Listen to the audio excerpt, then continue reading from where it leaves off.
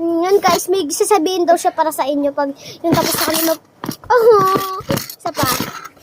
Guys, huwag nyo kalimutan mag-subscribe, like, and comment, and share. Click the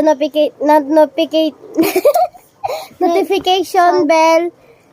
Yun lang, guys. Huwag nyo kakalimutan. Abangan nyo na rin yung vlog namin na magagawa kami ng pastillas. At ipapamigay sa mga bata. Vlog na rin yun, guys.